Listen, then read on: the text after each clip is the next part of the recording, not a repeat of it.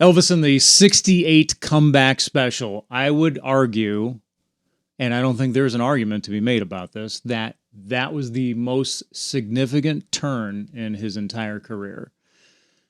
That is a big deal. I didn't think so, to be honest with you, at the beginning when I first saw the special. Now, mind you, when I saw it, exactly. Like when I saw it, all right, I had already seen the Aloha special several times before I saw, this is when I was young, obviously, but before I saw the 68 comeback special, I don't think I really even knew about it either.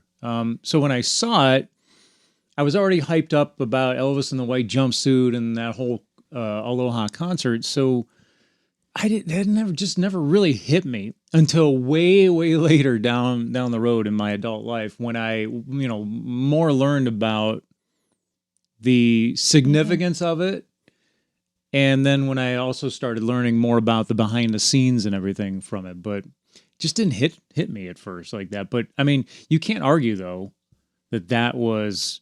I don't see where you make an argument for that not being the most significant turnaround in his career. His career's in the tank at that point when that whole special came off. So, and my take, I think it was because you think it was what? You think it was the best one of all of them? Is that what you're saying? Yeah, it was his comeback. Yeah, no, Hence I mean, the name comeback. I agree now. But I mean, back then I did not. No, I never. There was nothing like that on TV at that time. Right. Yeah. So go back. I mean, I was born in '68, so obviously I caught it years later.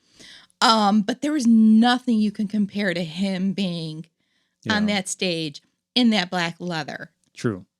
Yeah, true. No, I mean, there's no question. I mean, look how lean, trim, voice was sounding great. In fact, that's probably his best voice around that time. 68, 69, the American Sound Studios with that had that little bit of a raspiness to it at that point, but yet it was matured from 10 years or so prior when he. Well, before that, when was the last time he sang on stage live?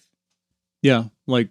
Probably the Pearl Harbor 61. So, I mean, at this point, he's matured. He's a man. Yeah, for sure. But he didn't. He's a man. But even though, just that raspiness in his voice that he had sexy. in that. Yeah, for sure. Am I allowed to say that? Yeah. And I don't know. Is this cable? I don't know. What we're allowed to say. Cable. How old are you? Okay.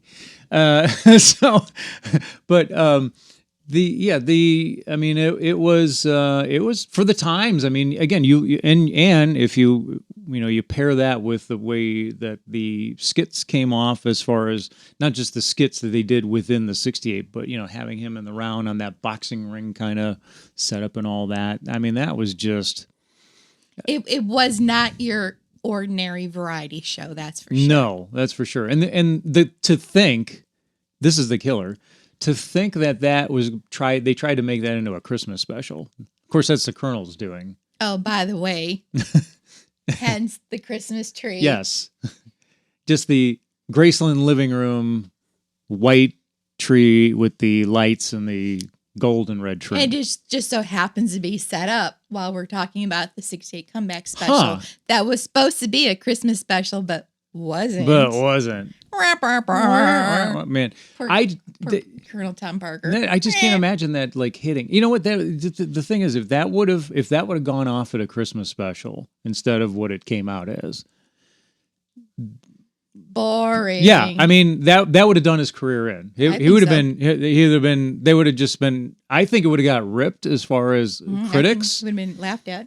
And I think they were like, they'll probably make fun of him. They'll say why he's doing that. You got the Beatles walking all over him. The Stones. The Stones. Right. Now you had this British invasion coming in from overseas with this new kind of rock and roll, protesting type rock and roll.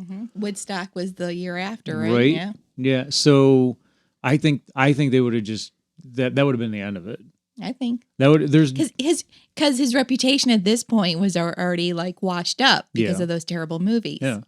Yeah. I mean, he hadn't made anything significant, obviously, in years.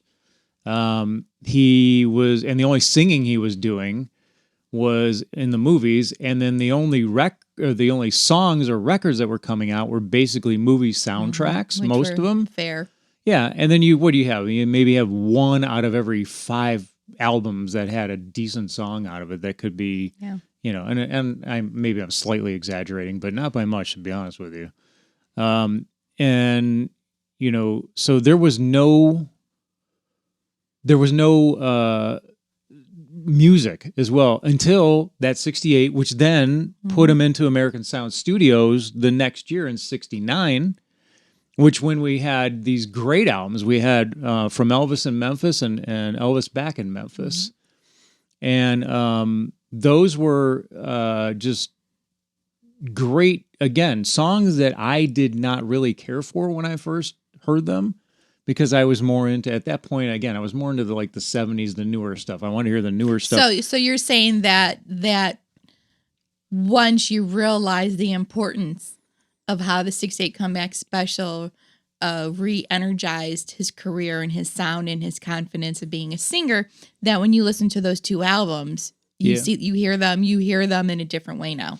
Oh, for sure. Is that what you're trying to say? Yeah, for sure. I definitely hear him in a different way. On top of the fact that I have listened more to his voice and his vocals, and I've listened more to the music behind it. And the music just takes you, in my opinion, just takes you immediately to that time period of the late 60s. And you think about, what was going on back then, not to get into it, but, a lot of us remember, especially here in the U.S., a lot of turmoil was going on around that time. A lot of change was going on around that time.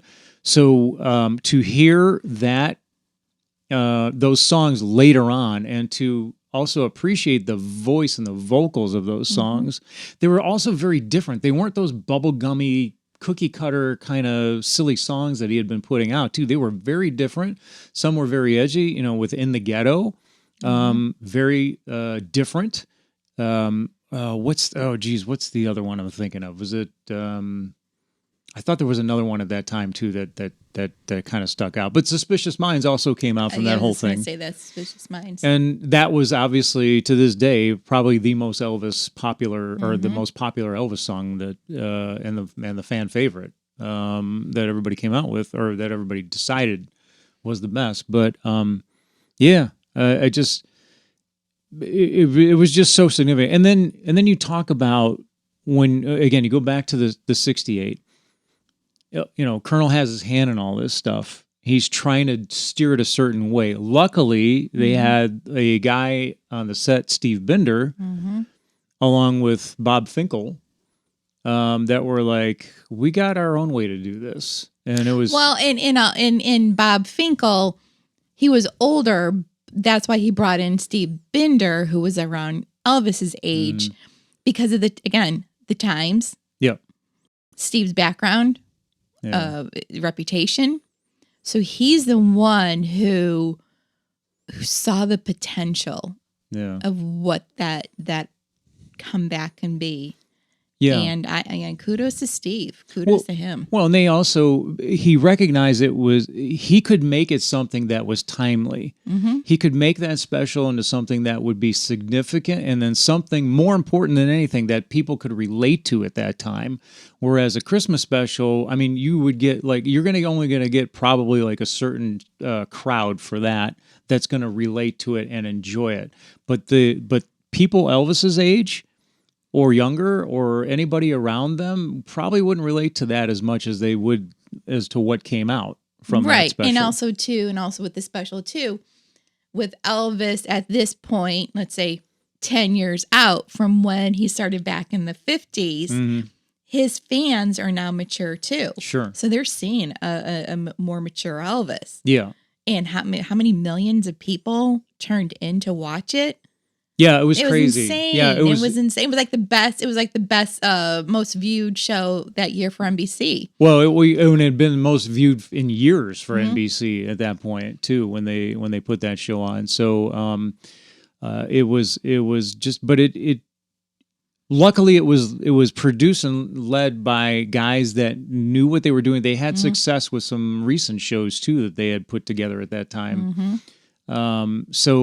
And they let Elvis be Elvis. Yes, I was just going to say that. Absolutely. Yeah. They just let him do his thing. They kept Colonel busy, and they just said, Elvis, what do you want to do? Yeah. You do what you want to do, and we'll film it, basically. And from what I read too, Elvis was scared. I'd be scared. Oh yeah. I mean, think about it. I mean, he hadn't done anything significant in and years. I know in the past too, I know you did, you were an ETA at one point too. I mean, if you had, 8, 9 year, you got back up there, I mean, your nerves would be shot too, probably. Well, it's just, yeah, I mean, I experienced that a little bit. But it all came back to him when he got on stage and he heard those people clapping and screaming, boom. Yeah. And he was on. Yeah, for sure. It's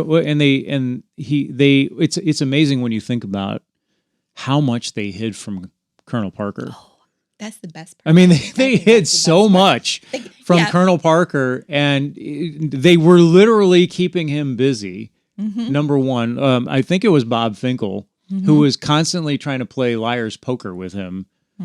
Just to keep while they were recording, This Colonel was always trying to get his nose involved, and it's a Christmas special. It's a Christmas special, and they're like, go away, go away, go away, get out of here, old man.